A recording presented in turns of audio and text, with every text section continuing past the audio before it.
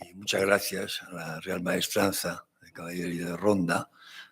Para mí es un placer venir siempre aquí, aunque hacía ya algunos años que venía, o sea que agradezco doblemente esta convocatoria, que lamentablemente ha coincidido con otra que se celebraba en Madrid y por eso hemos tenido que venir ayer por la tarde, nos hemos perdido el comienzo de este congreso. A mí me encargó Borja, me encomendó un tema que efectivamente nos permite mostrar lo que es realmente las armerías, el mundo de las armerías, sobre todo las medievales, ¿verdad? Y no sé, perdón, que me encomendó hablar sobre la renovación de los estudios heráldicos en España, ¿no? Y a invitación un poco o al influjo de Jaime Salazar, pues yo he traído un texto también que voy a tratar de ceñirme a él, ¿no? Y comienzo un poco con su lectura, extractando algunas cosas para no alargarme en exceso, ¿no? A pesar de algunos viejos y bien conocidos prejuicios, lo que llamamos la heráldica es hoy una disciplina firmemente asentada entre las llamadas auxiliares de la historia o, de acuerdo con la denominación más actual, pero también ahora también pasa de moda, que es ciencias y técnicas historiográficas. En estas últimas décadas han sido incluso muchos los que han descubierto en ella nuevas y sugerentes posibilidades de análisis y reflexión. De ahí muy probablemente los nuevos métodos y objetivos asumidos en el estudio del fenómeno y, consecuentemente, también la posición general de la disciplina heráldica como rentable vía de aproximación en el contexto de algunas preocupaciones y tendencias historiográficas recientes. A través de la heráldica, y advierto ya que bajo esta imprecisa denominación incluimos los estudios sobre la materia heráldica, sobre los testimonios heráldicos, ¿no? En general, desde que su aparición en la segunda mitad del siglo XII, ¿no? Bueno, pues a través de lo que llamamos la heráldica, se vislumbran hoy efectivamente avances esperanzadores en relación con la historia del arte, la cultura o la propia vida cotidiana. Pueden servir como ejemplo y anticipo aspectos de tan difícil consideración como la supervivencia de determinadas estructuras sociales, la capacidad de abstracción de los individuos, los índices de frecuencia en conjuntos homogéneos, la significación de las figuras y colores en áreas geográficas concretas, la influencia y difusión de las modas y gustos heráldicos, los procesos de simbolización, la imaginación medieval, el nivel cultural popular, etc. Entiéndase todo ello como mera síntesis de una nueva y esperanzadora perspectiva y al propio tiempo como expresión también del interés que la comunidad científica ha comenzado a prestar a esta y a otras disciplinas de su entorno. Pero el sentido y el alcance de estos nuevos objetivos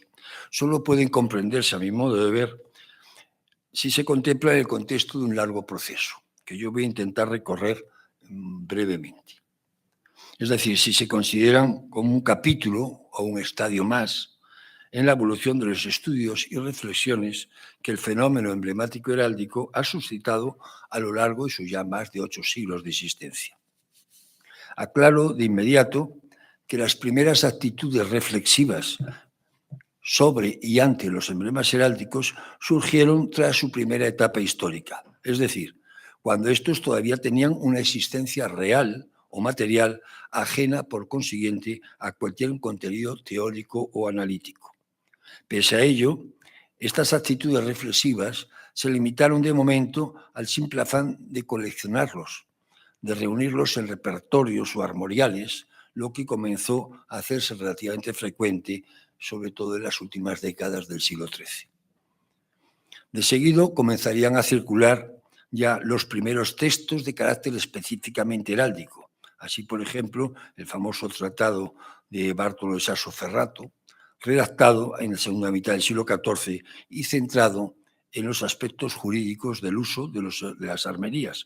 aunque incluye también algunos comentarios sobre los aspectos formales, pero sin ningún tipo o sin ningún atisbo de perspectiva histórica. Es decir, nada, absolutamente nada, en relación con el uso efectivo y real de las armerías. En aquel momento, como anticipando probablemente dos orientaciones que iban a estar presentes en los textos posteriores. De una parte, la insistencia en mostrar cómo deben ser usados los emblemas, pero no cómo son usados. Y de otra, el gusto por las divagaciones filosóficas sobre los colores y las figuras, así como sobre sus propiedades intrínsecas, de las cuales además se acostumbrará a deducir todo tipo de precedencias, escalas y valores. Estas orientaciones, alejadas de los usos reales, insisto, y basadas sobre todo en el recurso a las fantasías y las divagaciones filosóficas, van a marcar o definir durante siglos el discurrir de los estudios heráldicos, a pesar de que no aportan nada al conocimiento objetivo del sistema heráldico en cada momento. Esta visión estaría presente, por ejemplo, en el Tratado de Joannes de Badoauro, Tratado de Armas, también del siglo XIV, y permanecía inalterable en todos los textos que le siguen en el tiempo, la gran mayoría de los cuales alcanzaron gran difusión, dado el interés de entonces hacia cualquier tipo de manifestación externa de corte caballeresco. Así, por ejemplo, las bien conocidas del Heraldo Sicilia, las del prior Honoré Bonet, además de algunos de los grandes autores castellanos del siglo XV, como Diego Valera, Fernán Mesía, Juan Rodríguez de la Cámara o del Padrón, y otros de menor renombre literario, como el famoso cronista áulico de los Reyes Católicos, Pedro de Gratiadei, García Alonso de Torres, Antonio de Barahona, Gabriel Turel, etcétera, etcétera. A finales del siglo XV, y sobre todo ya a lo largo del siglo XVI, empezaría a circular un nuevo tipo de obras de naturaleza principalmente francesa que alcanzarán su máxima densidad en el pleno siglo XVII. Me refiero, entre otras, a la obra de Jerónimo de Vara,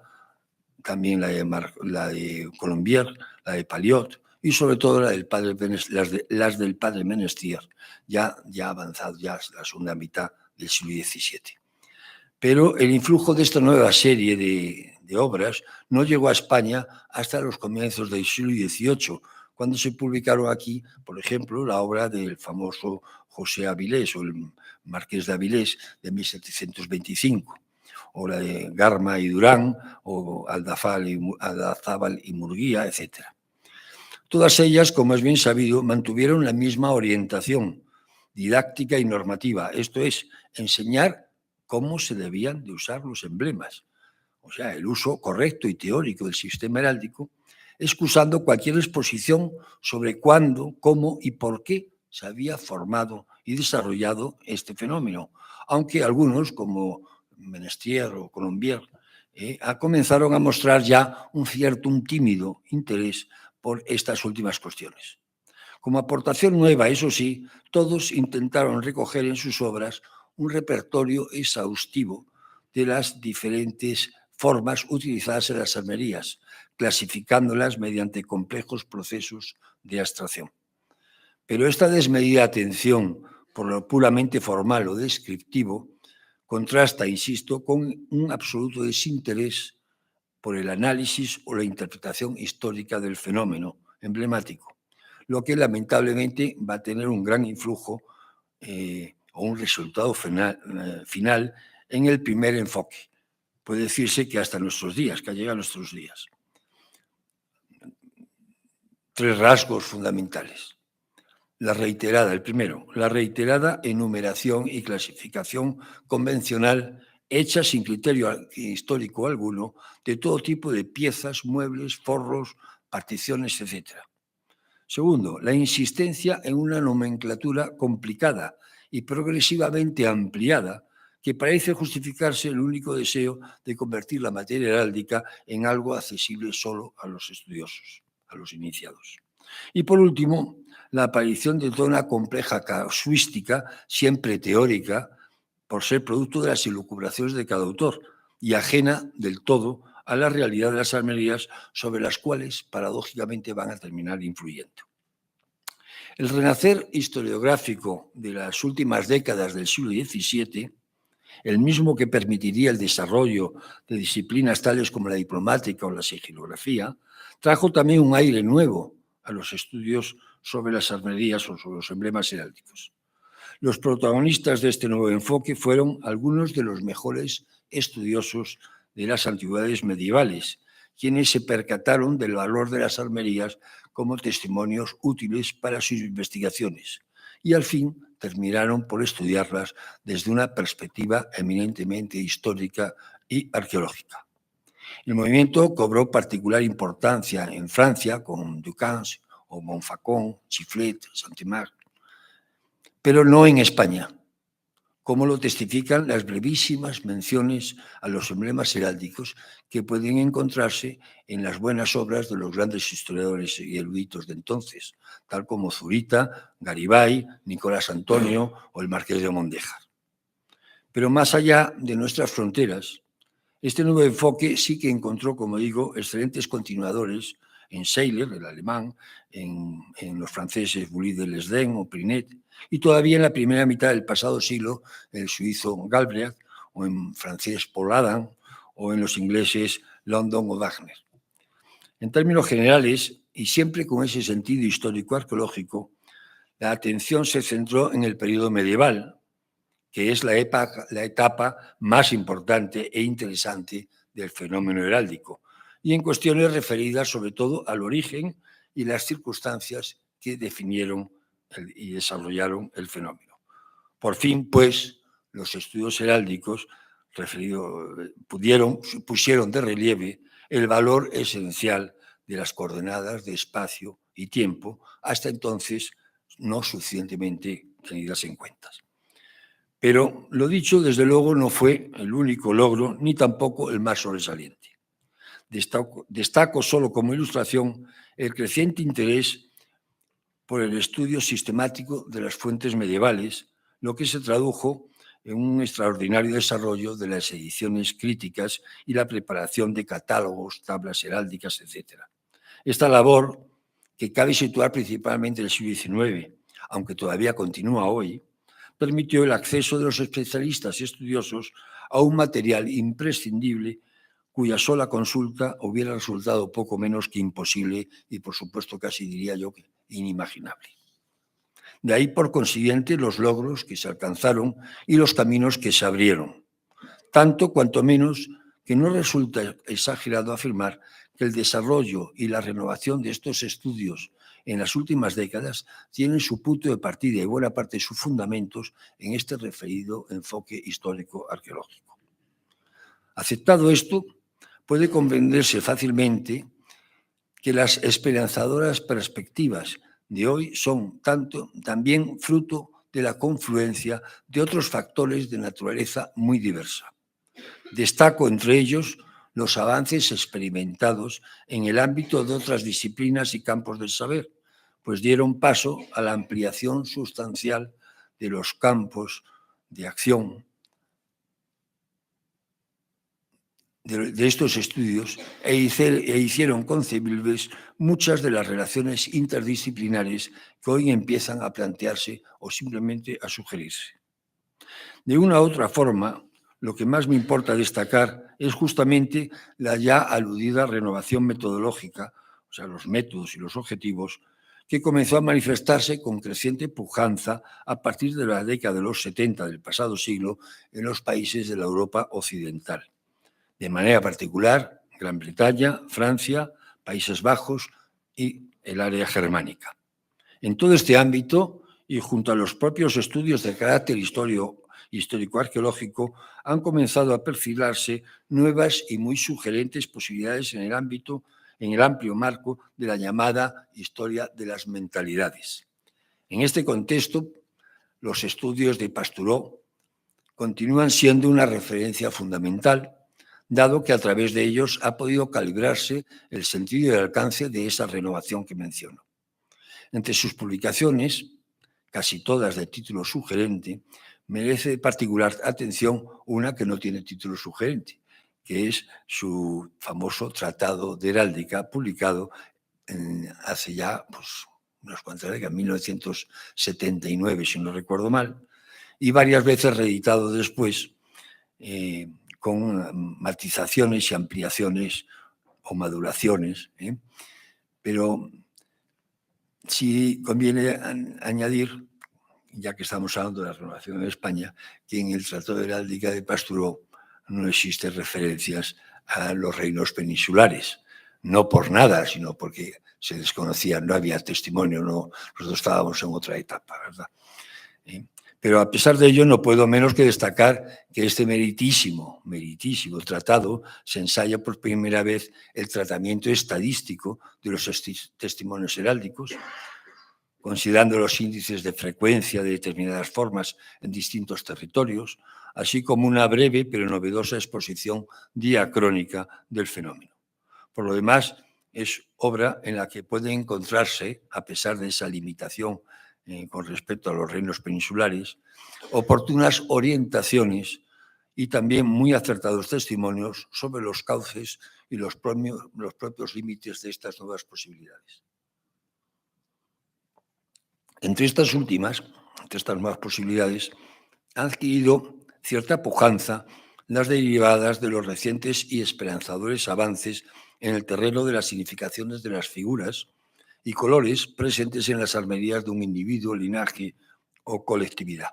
Sin embargo, es obligado a advertir de inmediato y con absoluta claridad que las respuestas categóricas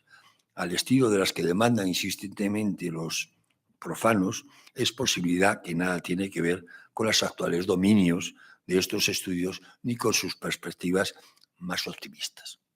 En el ámbito de lo que ya ha venido a llamarse heráldica comparada, se sitúa, por otra parte, el ya aludido tratamiento estadístico de las fuentes heráldicas. Este es el caso, por ejemplo, de la elaboración de índices de frecuencia de figuras y colores en las armerías de una zona geográfica o de un espacio o colectividad más o menos concreta, en conjuntos homogéneos, como el de las armerías nobles o no nobles, eclesiásticas, individuales, colectivas, etc.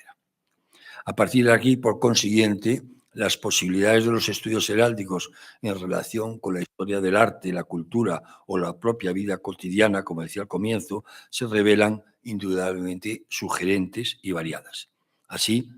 pongo por caso,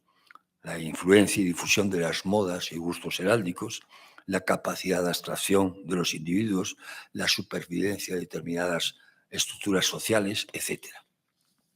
Otra línea de investigación parece situarse en la llamada heráldica imaginaria, esto es, en el estudio de las armerías atribuidas a personajes legendarios o a los históricos, pero de épocas preheráldicas.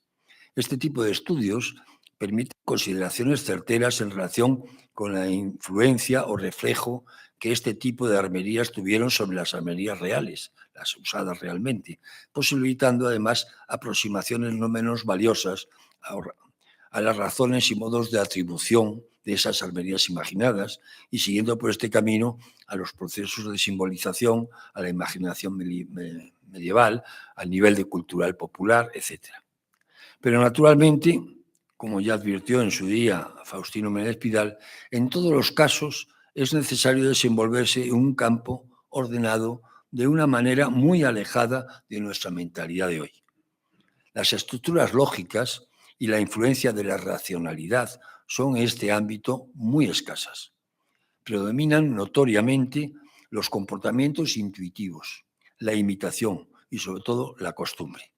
Todo lo cual deriva hacia a lo que podríamos llamar como una falta de rigor y también hacia unos perfiles singularmente borrosos en el uso de los emblemas. Si a todo ello se añade que esas significaciones y sentidos dependen estrechamente de condiciones sociales, culturales y de otros tipos, y que éstas a su vez cambian incluso profundamente con el transcurso del tiempo y de un lugar a otro, sí, es fácil imaginar todo lo que tiene de complejo y difícil, pero también de rico e interesante este nuevo panorama que poco a poco se ha ido conformando ante el investigador. La posibilidad de abordar con éxito estas y otras muchas líneas de estudio, en su mayoría encuadradas, insisto, en los dominios de la llamada historia de las mentalidades, es hoy real y efectiva en el ámbito territorial de los países que he citado antes. De hecho, muchas de ellas comienzan a afianzarse plenamente allí, como lo prueban no pocos de los estudios recogidos en las actas de los coloquios internacionales que desde el año 78 convoca con carácter bianual la Academia Internacional de Heráldica. Sin embargo, la realidad y las perspectivas mismas de los estudios heráldicos fuera ya de esos ámbitos geográficos no son, entiéndase en un sentido general, claro, tan prometedoras como las que acabo de dibujar, con tan ligeras pinceladas. Ocurre así en el caso concreto de España, donde un conjunto de factores muy complejo ha hecho que aquellos hayan carecido hasta tiempos muy recientes, al menos de una incidencia mínimamente destacable. Los motivos o factores que podría explicar esta desconexión, en realidad casi yo diría un verdadero divorcio, son muchos y de muy diverso carácter, aunque en su gran mayoría guardan cierta semejanza con los que en su momento pudieron desempeñar un idéntico papel en otros puntos de Europa. En cualquier caso, en España parece que han mantenido una proyección más amplia y alcanzado consecuentemente un eco mucho más acusado dentro de la comunidad académica y científica. Entre estos factores, el progresivo tinte nobiliario que los emblemas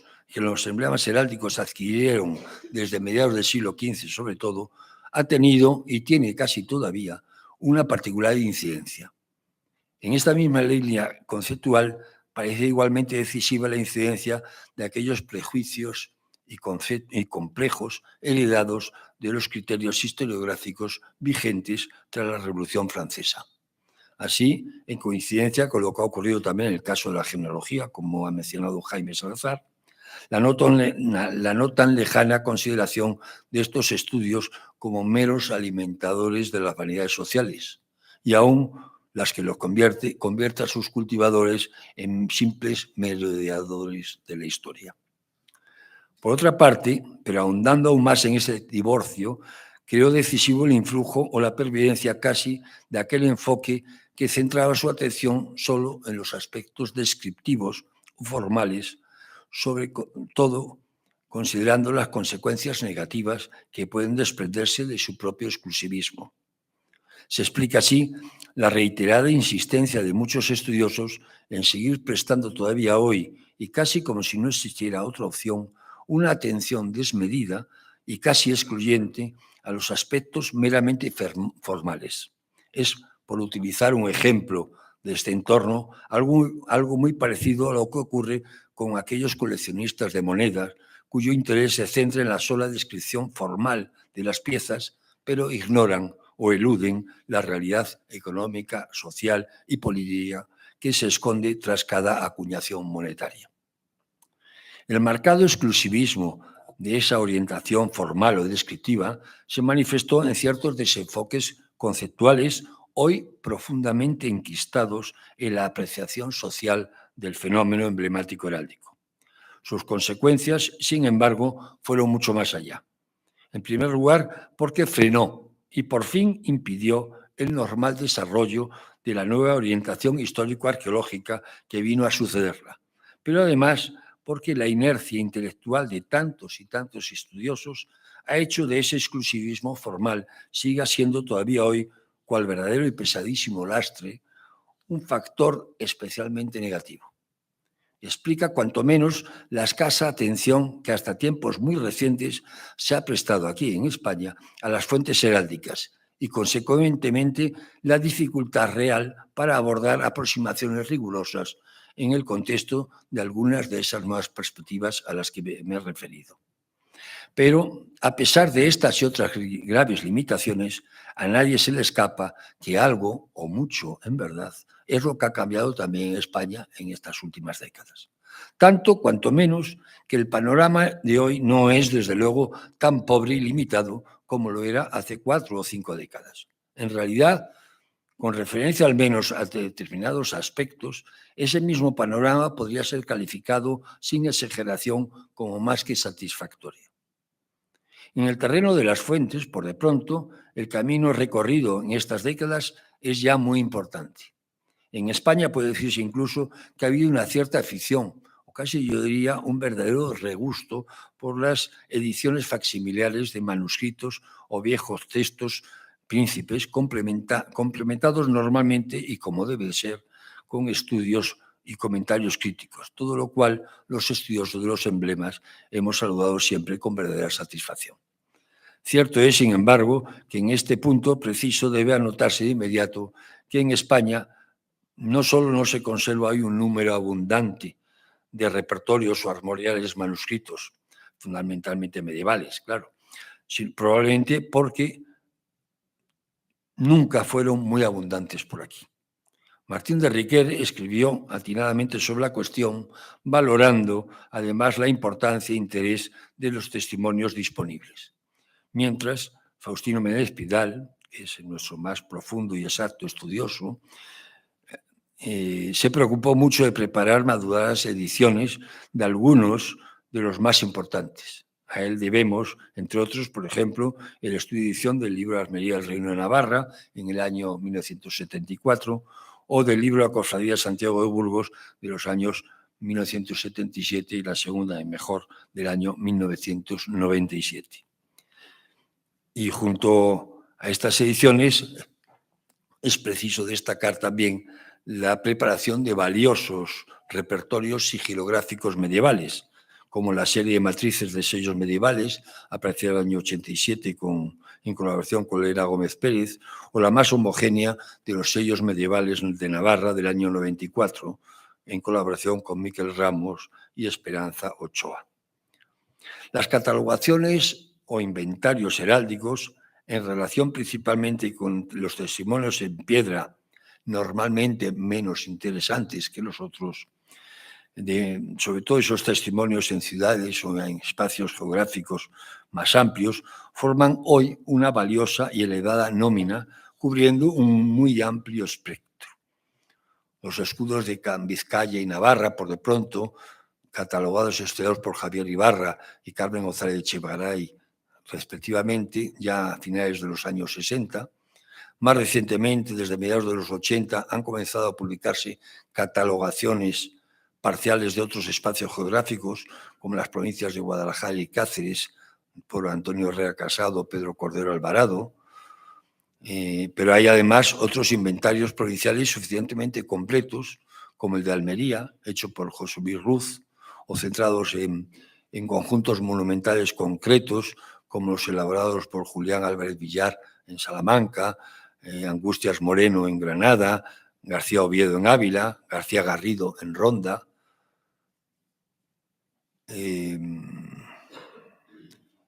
Galicia, me disculparán la referencia inevitable, el panorama se ha enriquecido también muy notablemente en estos últimos años, gracias a aportaciones de un reducido número de investigadores. Hablo, por ejemplo, de José Ramón Fernández Rosea sobre Orense y Lugo, José Antón García González Ledo sobre Betanzos, Culleredo o Abegondo, Aquilino González Santiso sobre La Guardia, González Paz y Fernando González Suárez sobre el Ribeiro, Luis Messiera de la Cerda sobre Pontevedra, Pepe Sánchez de la Rocha para Tui, Rielo Carballo Pantón, Rafael Rodríguez Broullón sobre el Morrazo, sin olvidar una general, aunque los criterios adoptados me resultan muy discutibles, que se refiere al conjunto todo de Galicia y que ha sido dirigido hasta hace pocos años por Carlos Acuña Rubio. Pero este sucinto repaso, aunque indudablemente satisfactorio, sobre todo si se considera la penuria anterior, está muy lejos de invitar al triunfalismo. En realidad, la gran mayoría de las catalogaciones se limitan estrictamente y con muy variado acierto, además, a la descripción e identificación genealógica de las labras o piezas localizadas, por lo que rara vez abordan o simplemente apuntan otras cuestiones en relación con el conjunto considerado. De ahí, pues, que deba relativizarse mucho su interés y utilidad, aunque no su intrínseco valor heurístico, en relación, naturalmente, con los análisis que se derivan de esos enfoques que he mencionado. Con todo, el más claro exponente de ese sólido y prometedor panorama en España, que España ofrece en la actualidad está sin duda alguna en el alto grado de conocimiento alcanzado en el estudio sincrónico del fenómeno heráldico, logro sin duda extraordinario que en gran medida debemos a los esfuerzos de Faustino Menéndez Pidal. De sus numerosos artículos sobre la materia hay sendas misceláneas de referencia inexcusable. Una pequeña, valiosa e ilustrativa que vio la luz bajo el título Leones y Castillos en el año 1999 dentro de la serie exitosa de la Real Academia de la Historia, Clave Historial. Y otra miscelánea también muy nutrida, pero referida exclusivamente a las armerías navarras, que apareció en un monográfico de la revista Príncipe de Viana en el año 2007. Pero junto a estas oportunísimas ediciones que ofrecen al lector una cabal idea de cómo fue el hecho histórico del uso de los emblemas heráldicos en España, deben ser recordadas otras muchas y no menos relevantes aportaciones. De entre todas ellas, creo imprescindible llamar la atención sobre la certera y completa interpretación histórico-antropológica de las armerías, del fenómeno heráldico, que anticipó Menéndez Pidal en su celebrado discurso de ingreso en la Real Academia de la Historia en el año 1993 y que fue repensado y ampliado y que finalmente nos lo ofreció 2 décadas después bajo el sello editorial de la Maestranza de Sevilla. Me refiero naturalmente a la obra recomendable por todas las razones, Los emblemas heráldicos, 900 años de historia, que cabe considerar como una obra decisiva, determinante, sin parangón, como fruto y síntesis madura de la brillante y dilatada trayectoria investigadora de Menéndez Pidal. Cuantos a lo largo de estas últimas décadas nos hemos iniciado en el estudio del fenómeno heráldico en España, perseverando sobre todo en la búsqueda de respuestas, hemos aprovechado la estela marcada por Faustino Menéndez Pidal e intentado avanzar también en esa nueva orientación histórico-antropológica, puesto que centra su interés en las circunstancias y características del uso real de los emblemas heráldicos, es decir, en los motivos que guiaron la elección, exhibición y posterior transmisión de los emblemas. En este otro contexto, cabría recordar algunos recientes estudios que han centrado su atención sobre determinados aspectos del propio fenómeno heráldico. Aunque no es escaso, ciertamente, el número de trabajos abordados en esta línea, su alcance sigue estando muy limitado aquí, donde todavía se está muy lejos de poder abordar con garantías muchas de las valoraciones planteadas en otros espacios geográficos. Con un sentido estrictamente ilustrativo, me atrevo a destacar las perspectivas novedosas de los varios estudios de quienes está hablando sobre el origen y evolución de las armerías medievales en Galicia entre los siglos XIII al XVI, o, por ejemplo, la obra Palos, Fajas y Jaqueles, la fusión de armerías en la Galicia de los siglos XIII al XVI, otra obra también reciente, 2016, titulada Parentesco e Identidad en la Galicia bajo medieval, o la más reciente, Linajes y Armerías en la Galicia medieval, aparecida en el año 2022. Y al margen de esta autocita, no puedo dejar de recordar una obra que me parece excepcional, de Carlos López Fanjul y Argüelles, que ha dedicado a cuestiones en relación con Asturias, sobresaliendo, entre otros artículos, aportaciones que ha hecho, la titulada Águilas, Lises y Palmerines, orígenes y evolución de la heráldica asturiana, aparecida en el año 2008. Pero como es natural, este brevísimo panorama de los estudios heráldicos en España debe ilustrarse todavía con otras anotaciones significativas. Por de pronto, con las aportaciones de carácter auxiliarista, esto es, con aquellas que utilizan los emblemas heráldicos como elementos o útiles de indudable valor para la adaptación e identificación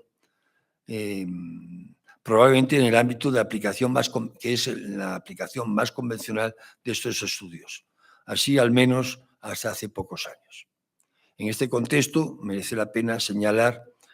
hacer mención del estudio de Balbina Martínez Cabiró sobre el mudéjar toledano, apareció en el año 80, o los de Clementina Ara Gil sobre la escultura gótica en Valladolid en el año 77, o María Jesús Gómez Bárcena sobre la misma en Burgos en el año 87.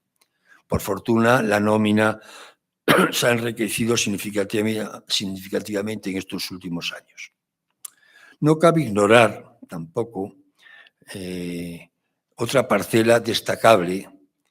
como es la denominada heráldica municipal o institucional, que últimamente ha conocido un notable desarrollo. En otro lugar me he ocupado con detenimiento de la cuestión